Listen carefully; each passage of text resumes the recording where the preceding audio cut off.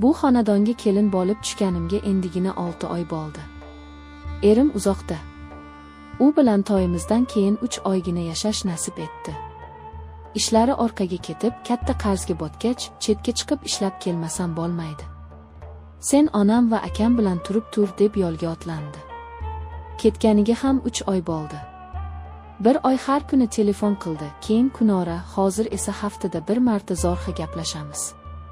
Ahvolim yaxshi, ishlayapman derdi. Lekin ovozi hamgin eshitilardi.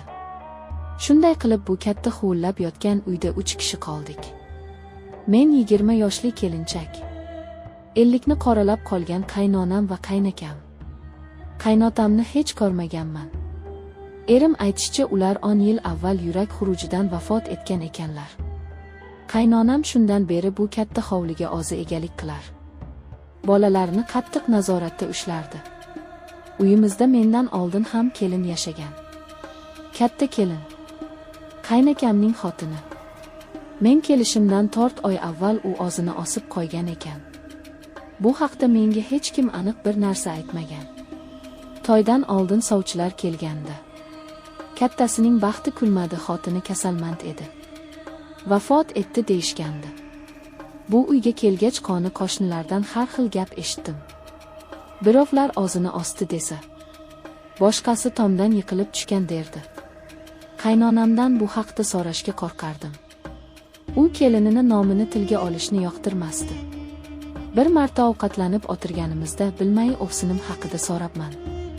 Qaynonamning yuzi birdan oqarib ketdi.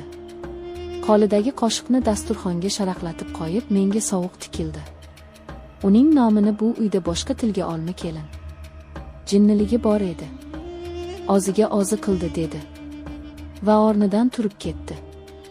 Qaynakam esa u juda boshqacha odam edi. Gavdasi polvonlardek, ammo ko'zlari doim bir nuqtaga tikilib turardi.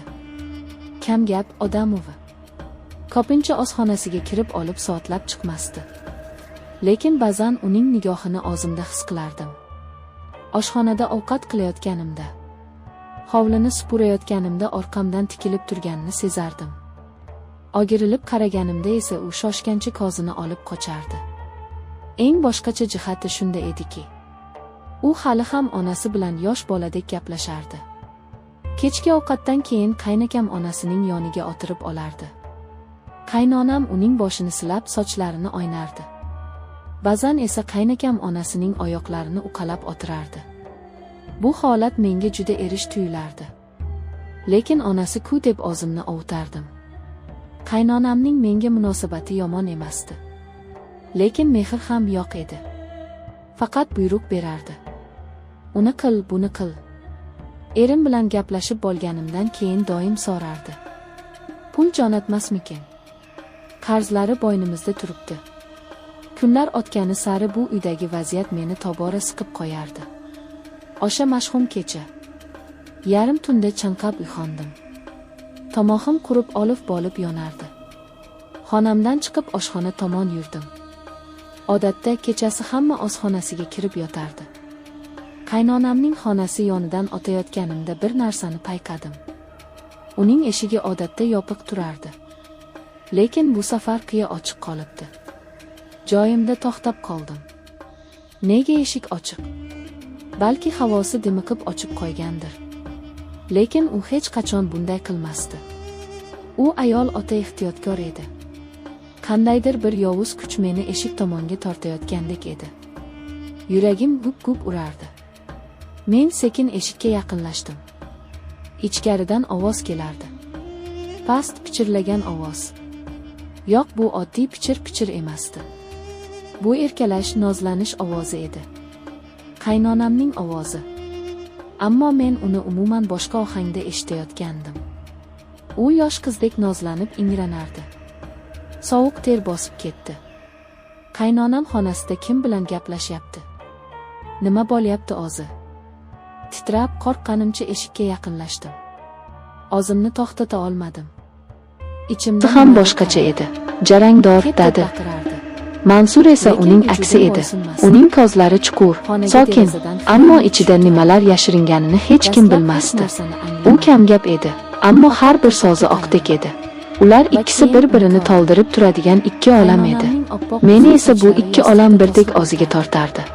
Qaysi biriga talpinsam, ikkinchisidan uzoqlashayotgandek tuyulardim. Bu tuyg'u meni ich-ichimdan yemirardi. To'y avjida odamlar davrada raqsga tushardi. Kimdir menga ham ishora qildi, lekin men boshimni chayqab hovlining chetroqiga borib turdim. Nega bir ozing turibsan? Bu ovozdan seskanib ketdim.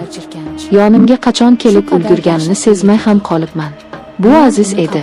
Uning o'sha olovli nigohlari menga tikilib turardi. Shunchaki charchadim dedim. Aslida esa charchamagan edim, aksincha butun vujudimda tushunarsiz bir quvvat josh urardi. Charchadim dema, dedi u ovozini biroz pasaytirib. Sendek qiz charchamaydi. Sen olovga o'xshaysan, yoqasan, kuydirasan, lekin hech qachon ochmaysan. Uning bu so'zlaridan yuzimga qon yugurdi. Nima deyishni bilmay qoldim. U esa tobora yaqinlashardi. Bilasanmi? Men seni qanchadan beri kuzatib yurganimni, dedi u. Har safar ko'rganimda aqlimdan ozay deyman. Nega buncha go'zalsan? Uning qo'li yelkamga tegishi bilan butun tanamga tok urgandek bo'ldi. Qarshilik qilishga na kuchim, na xohishim bor edi. Aksincha, butun vujudim shu lahzani qanchalar kutganini anglab yetdim. Uning nigohlariga tik qaradim.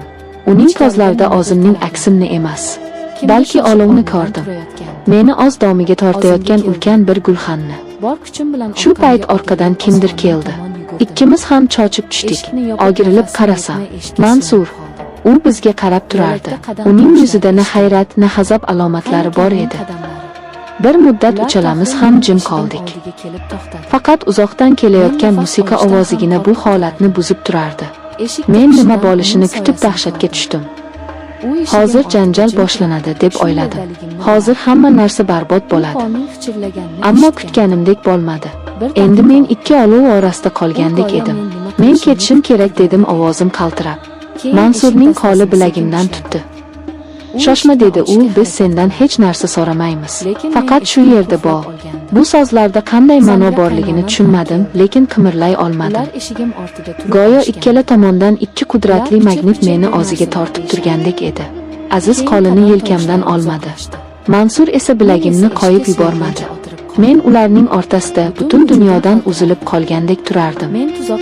Ularning nigohlari bir-biri bilan to'qnashdi va men bu nigohlarda na raqobatni, na nafratni ko'rdim. Faqatgina men uchun menga bo'lgan tushunarsiz, ammo qudratli bir tuyg'uning aksini ko'rdim. Yuringlar, dedi Aziz bir payt o'rnidan turib. Bu yerda shovqin. U qo'limdan tutib meni yetakladi. Rustam ham bizga ergashdi. Qayoqqa ketayotganimizni so'ramadim. So'rashga hojat